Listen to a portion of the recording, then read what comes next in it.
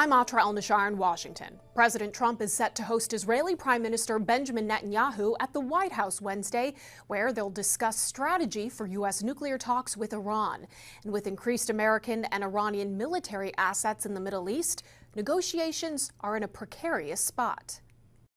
The U.S. and Iran attempting diplomacy over war to reach a nuclear deal. Ahead of Israeli Prime Minister Benjamin Netanyahu's White House visit Wednesday, Tehran warns involvement of Israel could tank negotiations before they've really even begun. Iranian state media posting these images of a new sign in Iran's capital city. Marked targets scattered across a map of Israel. You start, we finish it, it says, with a red button to fire. I will present to the president our outlook regarding the principles of these negotiations. It's Netanyahu's 7th trip to meet Trump in the past year. The two leaders share a bond Iran says must not influence this delicate diplomatic effort. The Zionist regime has reportedly shown that it is a saboteur and opposes any diplomatic process in our region that would lead to peace.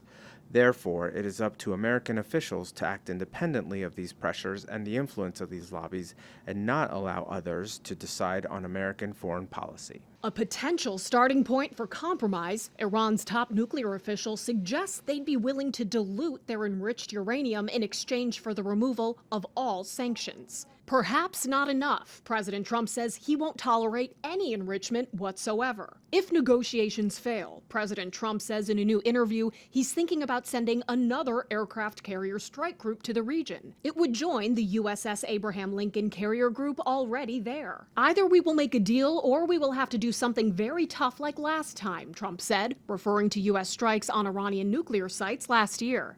The president also says he expects the next round of talks to occur next week instead of this week, and we'll be watching to see if the U.S. and Iran agree to advance to face-to-face talks or continue using a mediator as they did in Oman last week.